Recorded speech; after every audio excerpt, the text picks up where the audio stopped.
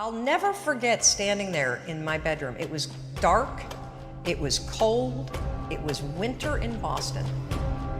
And for the first time in 3 months, I had beaten my habit of hitting the snooze button.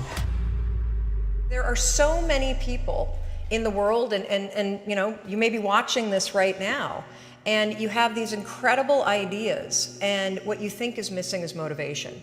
And that's not true. Because the way that our minds are wired and the fact about human beings is that we are not designed to do things that are uncomfortable or scary or difficult. Our brains are designed to protect us from those things because our brains are trying to keep us alive. And in order to change, in order to build a business, in order to be the best parent, the best spouse, to do all those things that you know you want to do with your life, with your work, with your dreams, you're going to have to do things that are difficult, uncertain, or scary, which sets up this problem for all of us. You're never going to feel like it. Motivation's garbage. You only feel motivated to do the things that are easy, right? Why do you think that is? Oh, I know exactly why that is. Because I've studied this so much, because for me, one of the hardest things to figure out was, why is it so hard to do the little things that would improve my life? And what I've come to realize, and what we'll talk a lot about today, is that the way that our minds are designed is our minds are designed to stop you at all costs from doing anything that might hurt you. And the way that this all happens is it all starts with something super subtle that none of us ever catch. And that is with this habit that all of us have that nobody's talking about. We all have a habit of hesitating. We have an idea, you're sitting in a meeting, you have this incredible idea, and instead of just, saying it, you stop and you hesitate. Now, what none of us realize is that when you hesitate, just that moment, that micro moment, that small hesitation, it sends a stress signal to your brain. It wakes your brain up, and your brain all of a sudden goes, oh, wait a minute, why is he hesitating? He didn't hesitate when he put on his killer spiky sneakers. He didn't hesitate with the really cool track pants. He didn't hesitate with the NASA t-shirt. Now he's hesitating to talk, something must be up. So then your brain goes to work to protect you. It has a million different ways to protect you. One of them is called the spotlight effect. It's a known phenomenon where your brain magnifies risk. Why? To pull you away from something that it perceives to be a problem. And so you can truly trace every single problem or complaint in your life to silence and hesitation. Those are decisions. And what I do, and what's changed my life, is waking up and realizing that motivation's garbage. I'm never going to feel like doing the things that are tough or difficult or uncertain or scary or new. So I need to stop waiting until I feel like it. And number two, I am one decision away from a totally different marriage, a totally different life, a totally different job, a totally different income, a totally different relationship with my kids. Not like one decision, I'm divorcing you in the marriage example, but one decision on, you could be having a conversation with your spouse and you feel your emotions rise up, and within a tiny window, those emotions can take over and can impact how your marriage goes. Or you can learn how to take control of that micro moment and make a decision to act in a way that actually shifts your marriage. Your life comes down to your decisions, and if you change your decisions, you will change everything. I was 41 years old. I was unemployed. My husband had started a restaurant business, which was his dream. This is actually a funny story. When he got laid off from a big job in high tech, and I think he was really relieved. You know how a lot of us wait to quit our jobs and then we get laid off and we're like, yes. And he said, I'm not going to look for a job. I'm going to go into the restaurant business. And I think I said the most famous lines of our marriage at that point. I looked at him and I said, listen, buddy, inspiration is for strangers. You get your butt back to that job and you pay the mortgage. And again, micro moment where I'm being a jerk instead of being a supportive wife. But that's an example of where, when he said he was not going to go get a job, but he was going to start a business, the first thing that was there was fear. Right.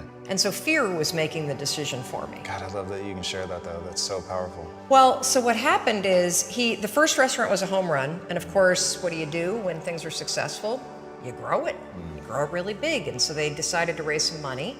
And we threw in our home equity line, the kids' college savings.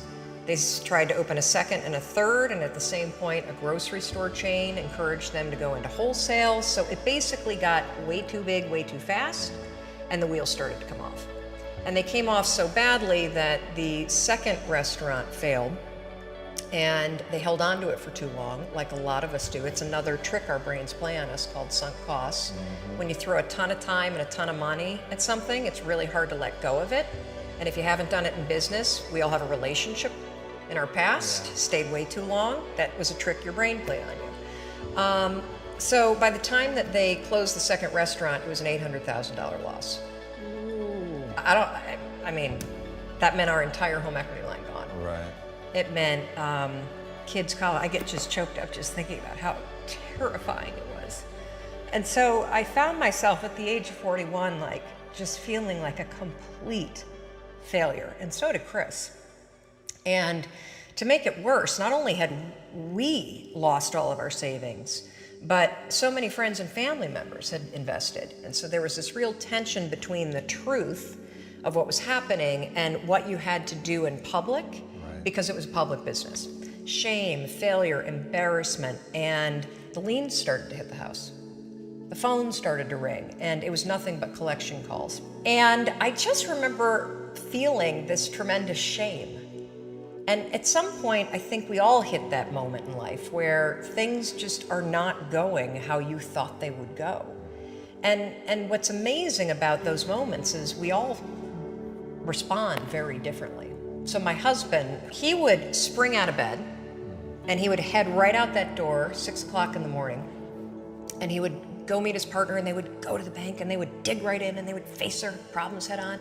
And he's also a smart guy. I mean, he did not want to be in the house when yours truly woke up, because I was a raging bitch at that point in our lives. And the reason why is because when you're scared and you're afraid and you're jealous and you're overwhelmed with emotion, it is so much easier to point the finger at other people. That's a decision, by the way. Sure. One you may not be aware that you're making, but you're still making it. So what would happen to me is the exact opposite. Is Chris would be gone, the alarm would go off at 6 o'clock in the morning, and I would lie there. And I would think about the lien on the house, and I would think about the bankruptcy that we were facing, and I would think about how much we had fought the night before, and I would think about the fact that I was unemployed, and I would hit the snooze button. I mean, why would you get up when your life is like that? Why would you? I mean, I needed confidence, I needed courage. I was so tapped out. And you know, in the scheme of life, hitting the snooze button is not that big of a deal. But here's the thing about life. None of us wake up and say, today is the day I destroy my life. What we do is we kind of check out because it feels overwhelming. Or we check out because we're afraid. Or we check out because we start listening to self-doubt. And then we make these teeny tiny decisions all day long. We don't even realize it. Decision to not get up on time, a decision to not eat the right thing, a decision to snap at your kids, a decision to not speak in a meeting, a decision to not look for a job, a decision to not deal with your finances, a decision to not call your parents, like whatever it is. All day long, these tiny decisions that take you so far off track. And then you wake up like I did and you look at your life and you think, how the hell did I get here? And more importantly, how do I get back over there? And you have no idea. And so I was so trapped. And I know from your story, you felt the same way. Like you knew that there was more in store for you, but you couldn't figure out, how do you close the gap? How do you find the power that's in you? How do you discover your greatness? How do you solve these problems? It feels so overwhelming when you can't. I mean, I would go to the grocery store and the items would scan and I would be sitting there readying my excuse because there was no way that my check card was going to clear. Wow. So I got in this struggle with myself that a lot of us find ourselves in, and that is you get trapped in what I call the knowledge action gap. You know what to do, but you can't seem to make yourself do it, right? I mean, every one of us is one Google search away from a list of instructions that if you follow any of them, it will change your life. But how do you get out of your head and stop thinking about what you need to do and actually do it? And in my case, this stuff was pretty easy. Get up on time, make breakfast for the kids, get them on the bus, start looking for a job. Be nicer to Chris. Don't drink so much. Instead of isolating yourself, pick up the phone and call a friend. Get yourself out into the woods and go for a walk. Start running again. Like all these little things that I was capable of, but I couldn't get out of here. Could not get out of here. And if you're stuck, that's the problem. The problem is you're in your head, you're thinking. That is the universal problem. And it all starts with this knowledge of what to do, and then you hesitate and you think about whether or not you feel like doing it. So for a couple months, I was really stuck. Chris would get up at 6, I'd hit the snooze, and then I'd hit the snooze, and then I'd hit the snooze, the kids would miss the bus. And then every night I'd do the same thing. I'd go in bed. Have you ever had one of those nights? Probably before you started your company, but where you go in bed and you're like, all right, Tom, that's it. Tomorrow, it's the new me. Tomorrow, I'm gonna get up on time. I am gonna go to the gym. I am gonna look for a job. I'm not gonna drink so much. It's gonna be amazing. The new me, the future me. Woo! Let's do this, right? Then you go to bed, and you wake up 7 hours later, and you're like, I don't feel like the new me. It's the only, that's a stupid, see, motivation's garbage. It's never there when you need it. Ever. Ever, ever, ever. And so here's what happened to me, and thank you for wearing the NASA t-shirt. It's a really stupid story. It's a powerful story.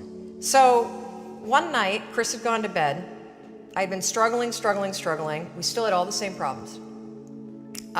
We still had a lien on the house, still facing bankruptcy, still fighting like crazy. I was still unemployed. They still hadn't figured out like the solution yet for the business. And I was about to turn off the TV, and there on the TV, there was this rocket launching, and I thought, oh my gosh, that is it. I am gonna launch myself out of bed like a rocket ship, like NASA, right here, had launched me out of that bed. And I'm gonna move so fast that I don't think. I'm gonna beat my brain. Now, here's a really interesting point. I talk a lot about your instincts and inner wisdom. And we can get into this a little bit later, but a lot of us talk about the fact that you have a gut feeling. But what all this research that I've done for the book and all the speaking that I do, what I've discovered that's fascinating is actually when you set goals, when you have an intention on something that you want to change about your life, your brain helps you. What it does is it opens up a checklist, and then your brain goes to work trying to remind you of that intention that you set. And it's really important to develop the skill, and I say that word purposefully, the skill of knowing how to hear that inner wisdom and that intention kicking in and leaning into it quickly. So for me, my brain saying, that's it, right there, move as fast as a rocket, Mel. I wanted to change my life. And I think most people that are miserable or that are really like dying to be great and dying to have more, we want to change. We want to live a better life. We want to create more for our families. We want to be happier. The desire is there. Again, it's about how do you go from knowledge to action. So the first thing in this story that's important is realizing that the answer was in me. And my mind was telling me, pay attention. Could have also been the bourbon. I had a couple of Manhattans that night. But anyway, the next morning, the alarm goes off, and I pretended NASA was there. It's the stupidest story. I literally went 5, 4, 3, 2, 1. I counted out loud, and then I stood up. And I'll never forget standing there in my bedroom. It was dark, it was cold, it was winter in Boston. And for the first time in 3 months, I had beaten my habit of hitting the snooze button. I couldn't believe it, and I thought, wait a minute. Counting backwards? That is the dumbest thing I've ever heard in my entire life. Well, the next morning I used it again, and it worked. The next morning I used it again, and it worked. The next morning I used it again, and it worked. And then I started to notice something really interesting. There were moments all day long, just like that 5-second moment in bed, where I knew, knowledge, what I should do. And if I didn't move within 5 seconds, my brain would step in and talk me out of it. Every human being has a 5-second window, might even be shorter for you. You have about a 5-second window in which you can move from idea to action before your brain kicks into full gear and sabotages any change in behavior. Because remember, your brain is wired to stop you from doing things that are uncomfortable or uncertain or scary. It's your job to learn how to move from those ideas that could change everything into acting on them in the smallest moment. And for anyone right now at home who's thinking like, this sounds too simple, too easy, talk a bit about your community, because reading some of their comments, it's crazy how many people, like the sheer volume of people you quote in your book, but if you also go online and just look at the people that are like directly reaching out to you, it is an avalanche of people that have stories around the 5-second rule. Well, one of the reasons why I'm so excited about this book, and look, you don't have to buy the book. This is an idea that you can use. It's free. It's backed by science. More than 8 million people around the world have discovered it. And you know, you're talking about the number of people. We've heard from more than 100,000 people in 80 countries that are using this rule. We know of 11 people who have stopped themselves from killing themselves using this rule. I saw one of those outreaches. Yes, there's a guy, Steve, that wrote to us who was a veteran. He was suffering from post-traumatic stress disorder. He boarded a ferry overseas with the intention to jump over. He walked over to the railing and his inner wisdom kicked in. In that moment, the 5-second rule, 5, 4, 3, 2, 1, counting backwards, moved away from the railing, asked for help, saved his life. His story has inspired countless other people that have heard me in the speeches that I give around the world about this one tool. And so, you know, the thing that's so cool about this, and I should tell you the science behind it, because I'm going to be honest with you, it is stupid. Had I ever thought that I would find myself 8 years after discovering it, spending my days telling people about the 5-second rule? First of all, I would have picked a different name, because it reminds you of the one where you have to like pick up food within 5 seconds off the floor, right? It was my secret weapon. This was something I did. I never intended to tell anybody, because I went from getting up on time and waking up on time to shaking up my entire life.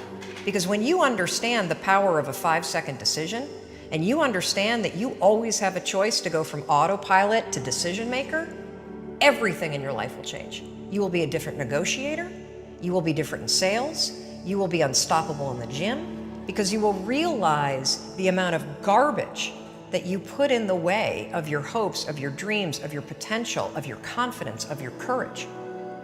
Everything comes down to the decisions that you make. We all know what to do. None of us know how to make ourselves do it. So I started researching it. Why does something so stupid work? Why? Why does something so silly create such powerful and profound change? Well, here's why. The rule is a form of metacognition. Metacognition is a fancy pants term that means something real simple. You can outsmart your own brain in furtherance of goals. There are tricks that you can use that actually outsmart the tricks your brain plays on you in furtherance of a higher purpose. We all know this. You can restrain yourself if you're in a situation that calls for it. You can jump into a raging river to save your dog or your kid. You can direct yourself in ways if it's important to you. And so the rule, what it does is it does something really remarkable. When you count backwards, 5, 4, 3, 2, 1, what you're actually doing is you're interrupting what researchers call habit loops that get encoded as closed loop patterns in your basal ganglia. That's the part of the brain where your feelings, where your emotions, every habit that you have, which is nothing more than behavior that you repeat that you don't even think about. I've heard it referred to as a gearbox. Yeah. To shift your attention. Yes. And so when you go 5, 4, 3, 2, 1, it interrupts what's going on here that's spinning without you thinking, and it moves and awakens your prefrontal cortex. So when you hit 1, your habit has been interrupted. So you've interrupted self-doubt. You've interrupted maybe snapping at your kids. You've interrupted the desire to grab for a drink. You've interrupted procrastination. You've also, by counting backwards, done an action. It's awakened your prefrontal cortex. That is the part of the brain that you need that's awake when you're changing behavior, when you're learning new things. When you hit 1, it's also a prompt. So in the language of research, you'll hear people talk about starting rituals. That is something that's proven to help you learn a new habit. The 5-second rule, when you repeat it, becomes a starting ritual that triggers you to act with confidence, that triggers you that this is a moment for courage, that triggers you to shift gears. And because you've also done the manual work of awakening the part of the brain that you need to change, you've set yourself up for success. It doesn't work if you count up, because you can keep going. And also counting up doesn't require focus. If you count backwards, 5, 4, 3, 2, 1, it again awakens the prefrontal cortex and it prompts you to move. When you start to use it and then you read about it, you'll see that it's being used all over the place. They use it in the armed services in order to align troops and get them to start an exercise. They use it at elementary schools, 5, 4, 3, 2, 1, at big assemblies to get a huge room full of kids to stop talking. Simple and interesting example, yeah. Because it requires you to focus. It's not a habit. It will become a habit that prompts you to have confidence and courage. But in the beginning, it interrupts patterns of behavior that you do on autopilot. It helps you assert control, and it teaches you how to become the kind of person that moves from thinking about something to actually doing it.